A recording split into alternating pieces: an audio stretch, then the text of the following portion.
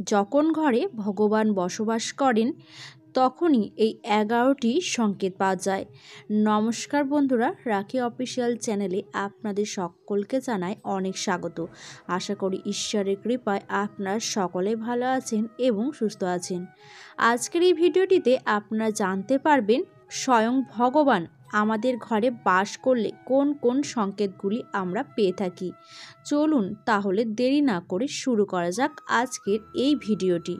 এই কয়েকটি সংকেতের মাধ্যমে ঈশ্বর আমাদের জানিয়ে দেন যে আমাদের জীবনে ভালো সময় আসতে চলেছে। তিনি স্বয়ং আমাদের ঘরে বাস করে আমাদের আশীর্বাদ করছেন। এই সংকেতগুলি আপনার জীবনে কখনো যদি দেখা দেয় তাহলে আপনাকে বুঝতে হবে আপনার উপরে ভগবানের অশেষ কৃপা রয়েছে। ভালো সময় অল্পের মধ্যে শেষ হয়ে যায় আর খারাপ সময় দীর্ঘদিন ধরে স্থায়ী থাকে। যেন কোনো অবস্থাতে এই খারাপ সময় কাটতেই চায় না। তবে কিছু কিছু সময় এমন বেশ কিছু ইঙ্গিত পাওয়া যায় যা থেকে পরিষ্কার বোঝা যায় যে আমাদের জীবনে স্বয়ং ঈশ্বর আমাদের ঘরে বসবাস করে আমাদের আশীর্বাদ করছেন এবং আমাদের জীবনে ভালো সময় আসতে চলেছে। এই ভিডিওটির মাধ্যমে এই বিষয় নিয়ে আজকে বিস্তারিত আলোচনা করব। ভালো সময় আসার পূর্বে প্রথমে ঈশ্বর যে সংকেত দেন তা হলো আমরা অনেক সময় রাত্রে স্বপ্নে দেখে থাকি। স্বপ্নে আপনি যে বিষয়টি দেখলেন তা যদি আপনি সম্পূর্ণ মনে রাখতে সক্ষম হন তাহলে আপনার জীবনে ভালো সময় আসতে চলেছে। আর যদি স্বপ্নের ঘটনাটি আপনার জীবনের সঙ্গে পুঙ্খানুপুঙ্খভাবে মিলে যায় তাহলে সম্পূর্ণ নিশ্চিত হয়ে যান যে ভগবান আপনার সঙ্গেই রয়েছেন, আপনার গৃহেই রয়েছেন। তিনি সর্বদা আপনাকে লক্ষ্য রেখেছেন। এই সময় আপনি অবশ্যই আপনার ইষ্ট দেবতাকে স্মরণ করবেন এবং তার প্রতি বিশ্বাস রাখবেন। দ্বিতীয়ত, এরকম অনেক সময় দেখা যায় আমরা বিভিন্ন সিদ্ধান্ত গ্রহণ করে থাকি। এইরকমই আপনি হঠাৎ একটি সিদ্ধান্ত নিলেন এবং সিদ্ধান্তটি সঠিক হলো। এরকম বিষয় যদি আপনার জীবনে বারবার হয়ে থাকে তাহলে আপনি সম্পূর্ণ নিশ্চিত হয়ে যান যে ঈশ্বর আপনার সঙ্গেই রয়েছেন, আপনার প্রতি ভগবানের অগাধ কৃপা রয়েছে। তৃতীয়ত, আপনি খুব খারাপ অবস্থার মধ্যে দিয়ে যাচ্ছেন তবু আপনি কারোর ক্ষতি চাইছেন না। আপনি সর্বদা ইতিবাচক চিন্তা ভাবনা করছেন।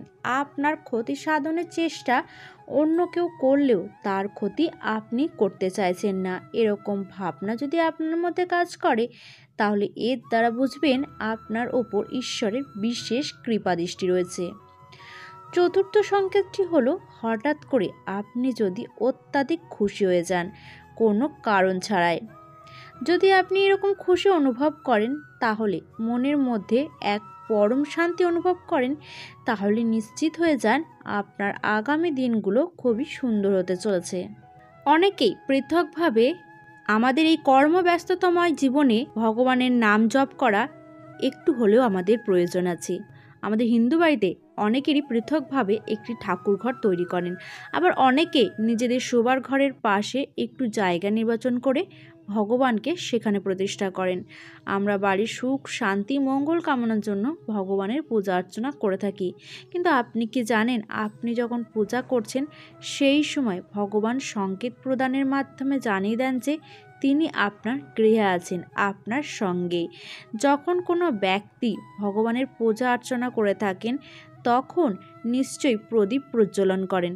যদি আপনার জ্বালানো প্রদীপের শিখাটি ওপরের দিকে উঠতে থাকে এবং দীর্ঘক্ষণ ধরে যদি প্রদীপের শিখা প্রজ্বলিত অবস্থায় থাকে তাহলে এই বিষয়টি সংকেত প্রদান করে যে ঈশ্বর আপনার পূজায় সন্তুষ্ট হয়েছেন এবং খুব শীঘ্রই আপনার কাছে কোনো ভালো খবর আসতে চলেছে। কিন্তু জ্বালানো প্রদীপ বারবার যদি নিভে যায় তাহলে এই সংকেত প্রদান করে যে কোনো না কোনো বিষয়ে ভগবান আপনার প্রতি রুষ্ট হয়েছেন। এই হলো ভগবানের 5 নম্বর সংকেত। এইবার আসি 6 নম্বর সংকেত। পুজো করার সময় আমরা প্রায় ধূপ জ্বালিয়ে থাকি। যদি দেখা যায় ধূপ জ্বালানোর পর ধূপের ধোঁয়া ভগবানের দিকে যায় তাহলে এই বিষয়টি সংকেত প্রদান করে ঈশ্বর সর্বদাই আপনার সঙ্গে রয়েছে, আপনার গৃহে। 7 নাম্বার, পূজা করার সময় বিষয়টি খেয়াল রাখবেন, ধূপের ছায়াতে কখনোই কোনো অবস্থাতেই পা দেবেন না। এই ছাই কোনো পবিত্র গাছের তলায় রেখে দেবেন অথবা জলে ভাসিয়ে দেবেন, কিন্তু কোনো অবস্থাতেই যেন ধূপের ছায়াতে পা না পড়ে। 8 নাম্বার, পূজা করার সময় যদি কখনো দেখতে পান আপনার শরীর শিওরে উঠছে, তাহলে বিষয়টি পরিষ্কার ইঙ্গিত করে যে ঈশ্বর আপনার চারপাশে সর্বদাই রয়েছেন এবং তিনি আপনাকে সমস্ত প্রকার বিপদ থেকে রক্ষা করছেন। 9 নাম্বার, এরকম বিষয় যদি আপনার সাথে হয়, যখন আপনি পূজা অর্চনা করছেন তখন আপনার গৃহেতে কোনো একজন ব্যক্তি প্রবেশ করছেন কোনো ধন সম্পদ বা টাকা পয়সা নিয়ে আপনার পরিবারকে দেওয়ার উদ্দেশ্যে, তাহলে নিশ্চিত হয়ে যান স্বয়ং ঈশ্বরই আপনার কাছে সেই ব্যক্তিকে পাঠিয়েছেন। 10 নাম্বার, ব্রহ্ম মুহূর্তে ঘুম থেকে ওঠা। অনেকে আছেন যাদের ঘুম থেকে ওঠার আগেই চোখ খুলে যায়। যদি প্রতিদিন ব্রহ্ম মুহূর্তে অর্থাৎ ভোর 3টে থেকে 5টার মধ্যে আপনার ঘুম ভেঙে যায়, তাহলে আপনার জীবনে বড় পরিবর্তন আসতে চলেছে। 11 নাম্বার, গোমাতার আগমন। যদি গোমাতা প্রতিদিন বাড়িতে আসে বা আপনার কাছে খাবারের জন্য চলে আসে, তাহলে তা শুভ লক্ষণ। যদি বাড়িতে পাখি বা অন্য প্রাণী বাসা তৈরি করে, তবে তা খুবই শুভ লক্ষণ বলে মনে করা হয়। এছাড়াও যদি আপনার বাড়ির চারপাশে পাখির কিচিরমিচির দিন দিন বাড়তে থাকে, তাহলে বুঝে নেবেন খুব শীঘ্রই জীবনে ইতিবাচক পরিবর্তন আসতে চলেছে।